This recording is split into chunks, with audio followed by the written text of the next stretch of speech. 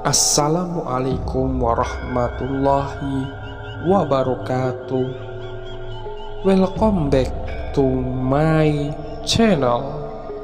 Selamat datang di channelku yang membawakan sebuah kisah-kisah atau cerita-cerita yang bersangkutan dengan hal-hal mistis. Bagaimana kabar dari sahabat-sahabat pecinta horor? Semoga semua baik sedaya.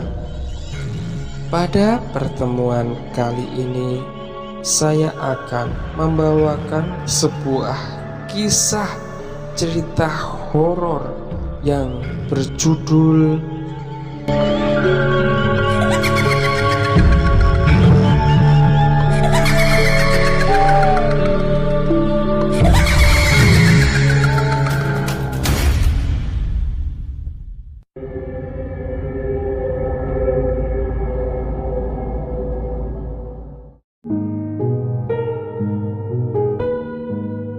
Saya Bila, seorang ibu berusia kepala 3 yang sudah mempunyai seorang anak perempuan. Bukan tentang keluarga saya yang ingin saya ceritakan, melainkan mengenai perbuatan bodoh saya yang hampir mengacaukan keluarga saya. Kisah ini dimulai ketika saya melihat sebuah postingan di Twitter yang membahas mengenai pengasihan. Awalnya saya menganggap postingan itu sebagai bacaan biasa. Namun saat membaca beberapa komen balasan, saya pun memperhatikan postingan itu. Beda sama pelet. Ini bagus untuk membuat keluarga lebih harmonis. Pengasihan tidak dilarang agama. Toh kalau dipikir-pikir, parfum dan make up juga termasuk pengasihan. Kurang lebih itulah isi komen-komen tersebut. Saat itu aku memang sedang dalam titik jenuhku, di mana suami saya benar-benar cuek. Jarang sekali ia mempedulikan saya. Postingan itu berakhir dengan sebuah penawaran akan benda yang membuatku tertarik. Minyak pengasihan. Aku sempat ragu, namun rasa penasaranku membuatku ingin berikhtiar dengan cara itu.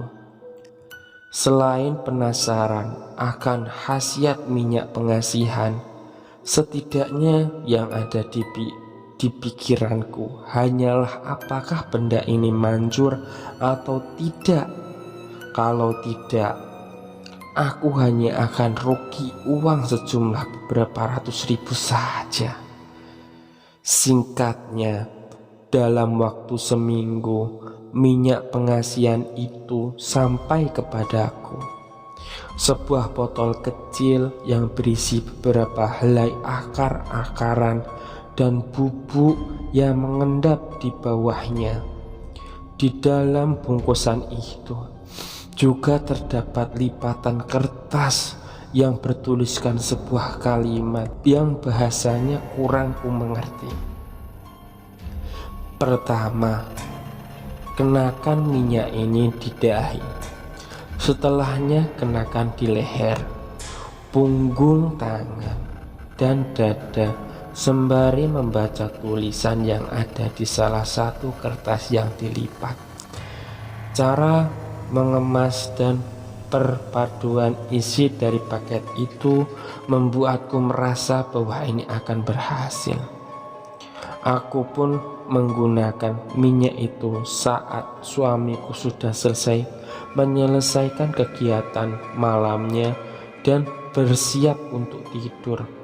Seperti yang tertulis di kertas petunjuk, di kamar mandi aku mengusapkan minyak itu di beberapa bagian tubuhku sembari mengucapkan kata-kata yang tertulis di kertas.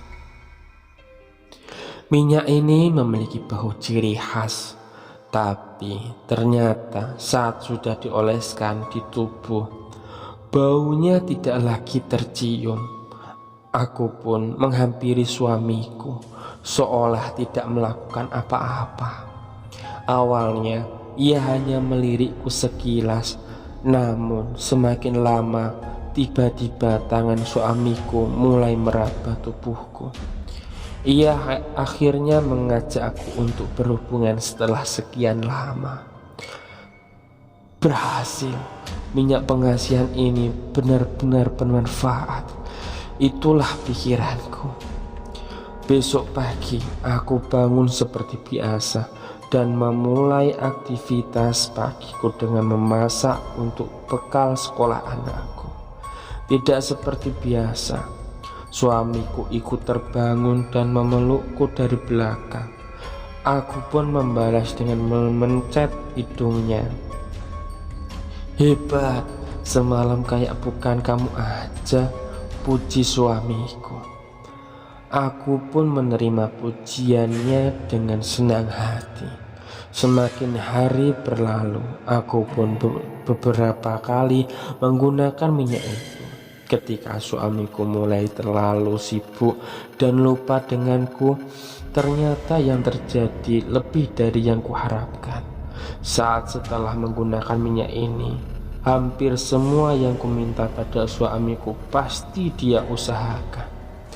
Sampai aku sadar akan sesuatu. Indri, anakku, ia masih berumur 8 tahun dan bersekolah di kelas 2 SD. Entah mengapa ia begitu menjaga jarak dariku. Sesekali kami memang mengobrol saat sedang bersama, tapi saat hanya ada kami berdua, Indri lebih memilih mengunci dirinya di kamar. Memang setiap aku panggil dia selalu menyaut, tapi bila tidak, dia benar-benar tidak ingin menghampiriku. Suatu ketika, ada hal yang sama sekali tidak ku mengerti. Dia di tengah tidurku, aku bermimpi sedang mendatangi kamar Indri. Tapi ada satu hal yang aneh di sana. Indri menatapku dengan wajah ketakutan. Indri pucat sepucat-pucatnya dan memintaku untuk pergi. Saat pagi harinya, semua berjalan seperti biasa. Namun saat sarapan, beberapa kali Indri melirikku. Ia seperti memastikan sesuatu. Kenapa, Indri? Tanyaku. Enggak. Indri pun kembali menyelesaikan makanannya dan berangkat. Aku pun membersihkan kamar Indri selama Indri sekolah. Tapi baru saja aku akan memulai, aku terhenti saat melihat sebuah benda. Benda itu adalah sebuah gunting yang selalu ada di kamarku. Saat itu juga aku samar-samar mengingat bahwa di mimpi tadi aku juga sedang membawa gunting ini. Apakah mungkin semalam itu bukan mimpi? Apakah aku mengganggu dan berjalan ke kamar Indri? Tapi mengapa ia ketakutan? Beberapa malam kemudian, aku bermimpi hal yang serupa. Indri benar-benar menatapku dengan takut. Saat terbangun, aku pun segera datang ke kamar Indri dan mendapati bahwa benar ia sedang menahan pucatnya. Ia benar-benar takut dengan kedatanganku. Kamu kenapa, Indri? Kok takut sama ibu? Tanya diriku. Serem, ibu, serem. Ibu kayak mau bunuh diri, balas Indri. Aku tidak mengerti apa yang Indri bicarakan. Sampai ada kejadian lagi yang membuatku terpukul. Pada suatu malam, aku menghabiskan waktuku dengan menonton drama sampai malam. Setelahnya aku pun kembali ke kamar suamiku. Tapi betapa terkejutnya aku saat itu. Dari celah pintu, aku melihat suamiku sedang berhubungan badan denganku. Iya, aku itu adalah sosok yang benar-benar menyerupai aku. Sontak aku pun merinding ketakutan. Aku sempat ingin menuduh sosok itu adalah manusia yang berdandan sepertiku. Tapi tidak akan mungkin semirip itu. Tapi rasa emosiku melebihi rasa takutku. Aku pun memberanikan diri untuk membuka pintu, untuk menyadarkan bapak bahwa itu bukan aku. Tapi makhluk yang menyerupai aku itu pun menolehkan wajahnya ke arahku. Ia tersenyum dan lambat laun wajahnya berubah menjadi sosok yang mengerikan dengan wajah putih dan sangat pucat.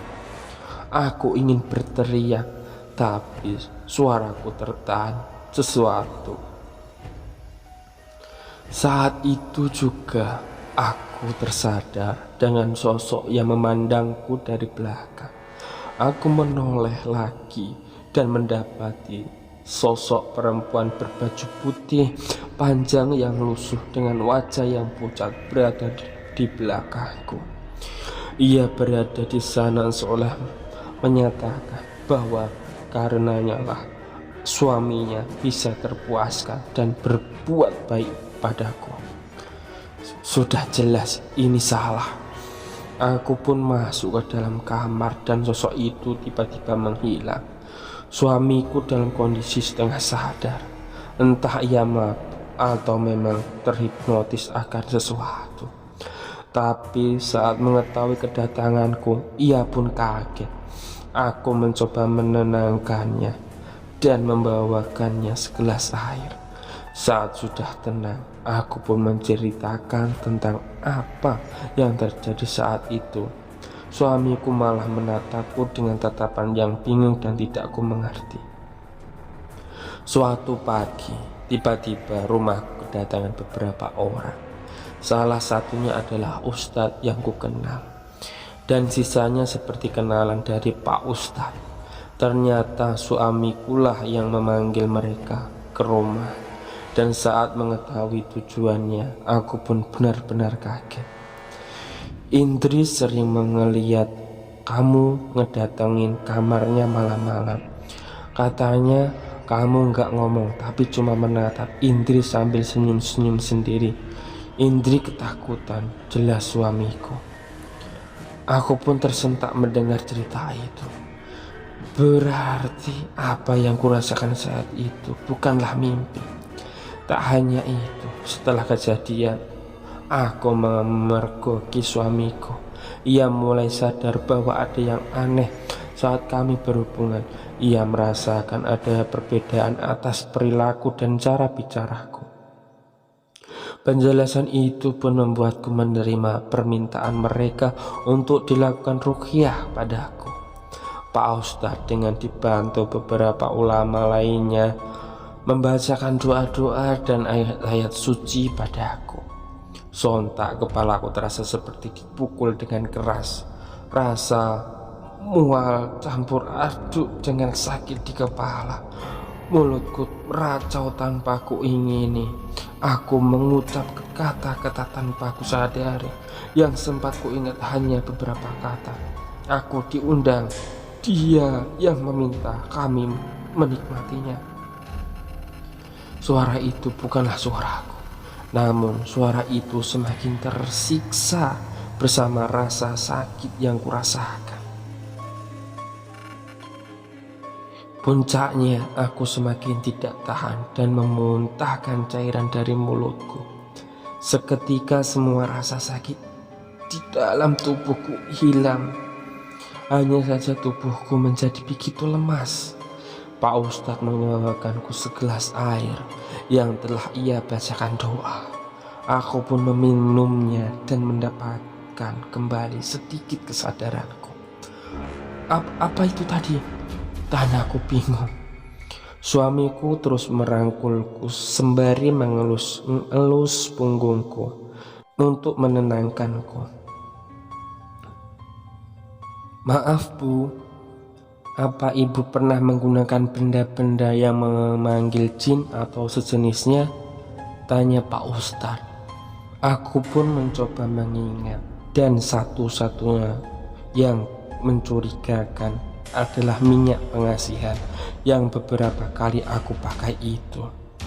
"Astagfirullahaladzim," ucap Pak Ustadz yang segera beristighfar saat aku menunjukkan botol berisi cairan itu.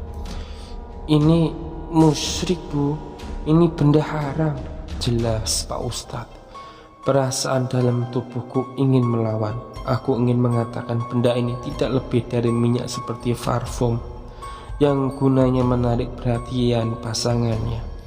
Tapi satu sisi akal sehatku pun menahannya. Memangnya ini apa, Ma?" tanya suamiku.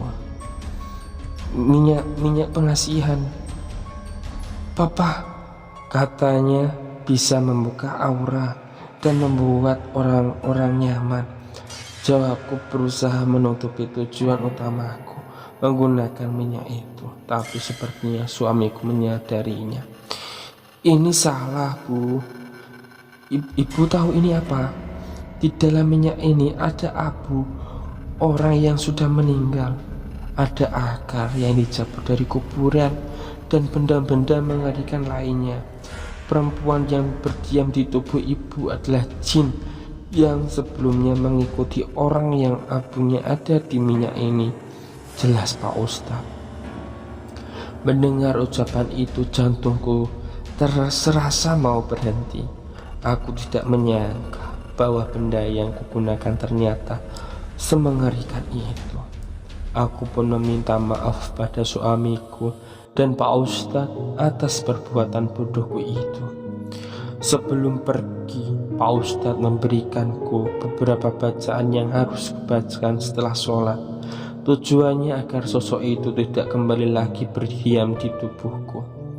Tak hanya itu, sepertinya Pak Ustadz menyadari mengapa aku menggunakan minyak itu.